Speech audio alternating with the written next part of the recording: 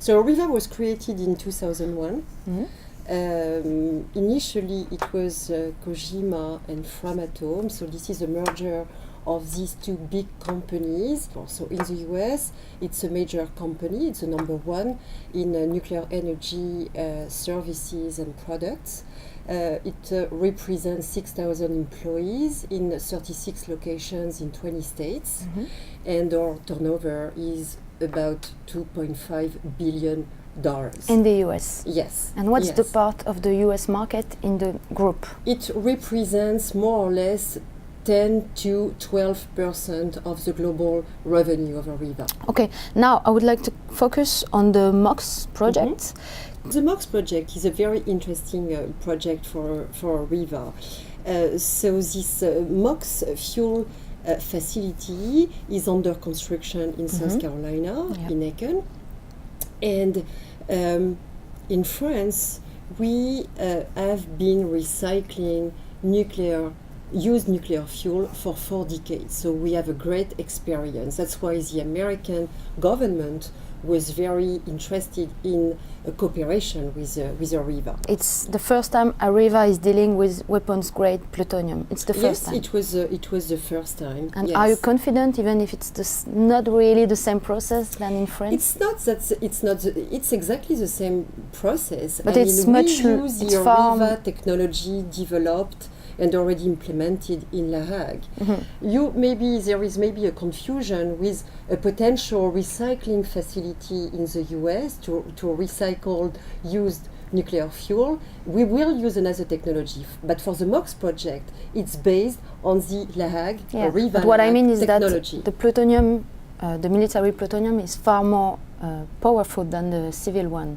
So maybe it implies but it was differences. not, a military quality of plutonium. It was already degraded. So it's quite. Of course, we have to adjust a little bit our technologies, but the principles are the same. You did some tests with this plutonium coming from the US. We manufactured four fuel assemblies in France, in Cadarache. But there had some problems. Then when the fuel comes back to the US. No, not at all. I mean, we manufacture these fuel assemblies in Cadarache, in the south of France, and then came back to the US to be downloaded in Duke's facility in Catawba. Yes. So of course it was test fuel assemblies. So we expected, some potential improvement.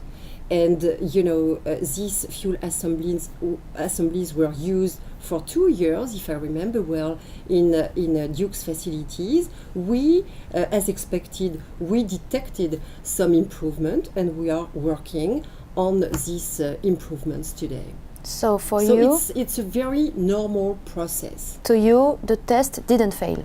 No, not at all. Not at all. No, it was on purpose. I mean, it was done, to potentially improve the design and the process. And what do you mean by improve the design? You will have to change something, change the process, invest more in research? No, I don't think so. I'm not an engineer, so maybe the question, I'm not appropriate, to respond to this question. But the design, we detected, some improvements on the design, and we are working on it. But why Duke Energy, or Duke Power, I don't remember the name, decided to quit at this moment? Because it was afraid that the project failed? Once again, it's a question for Duke, maybe.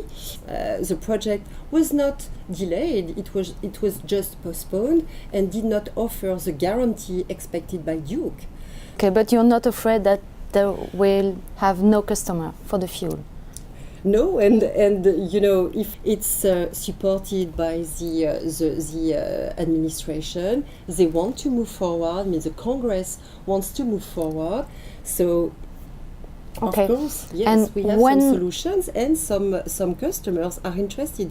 They just need, because they do not use MOX here in the US, they need probably more information, more education on the benefits of MOX. TVA, for example, in Tennessee, considers, to use MOX in its reactor. But TVA has the reactor to burn the plutonium. You have to adjust your technology, but it's not a big deal. Not a big deal. No, it's not a big deal. Do you know how much money could it cost? No, I don't know. So how much money does the MOX project represent, and is it your biggest contract in the US? So the cost of such a project is about $4 billion, but it's a major contract for Areva.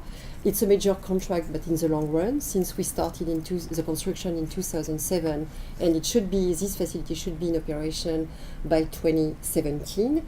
So yes, major contract. Do you think that the MOX project could be a way to restart reprocessing in the US? I think so, yes, it could be. It could be. Mm-hmm. We recycle can, we recycle paper, we recycle glass. Why it could be the evil when it's about energy? In plutonium, you have a massive amount of energy available.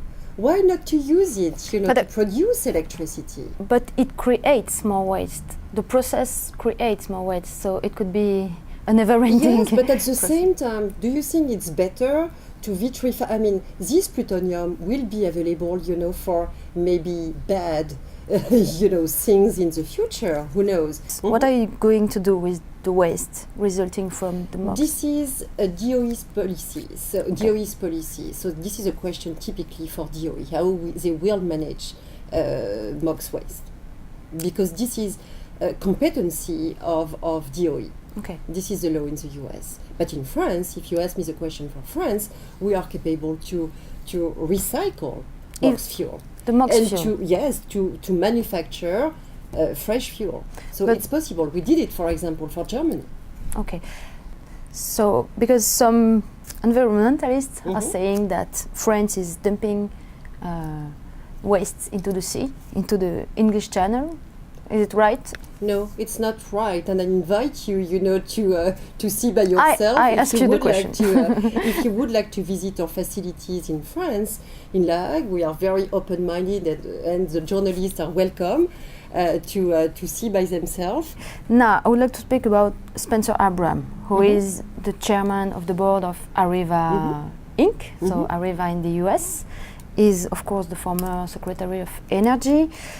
So I was wondering if there is not a conflict of interest, even if it's very normal here to have this kind of situation. But can you just comment? He was in. Spencer was the Minister of Energy in 2004, if I remember well. He took this position at Areva well after, leaving the Department of Energy. A few months after. A few months, so what? I mean, and he has been, our non-executive president of the board for a while. I think that if there was conflict of interest, we should know. He helped you to have some contract? No, he did not. No, he did not. But he has a very good knowledge of the energy sector. He has a very good knowledge, of energy issues. So this expertise is very, very precious for us. Of course. What do you think of the nuclear renaissance in the US, generally speaking? Has it already started? Do you think it's the future for the country? I know that there are various trends. Yeah. There are different opinions on this. From my perspective, yes, the nuclear renaissance is really here. Why? Because all the utilities have decided and launched the process to expand the life cycle of their existing reactors. So it's a good sign, and it produces more energy based, on the nuclear production. So that's a clear sign of the nuclear renaissance. So many utilities have announced, their wishes to build new reactors. So it's a second sign, or maybe also to complete the construction of some reactors that we stopped at the end of the 70s. Do you want to say something else? I'm okay. No, thank you. Thank you very much for your interest in Areva.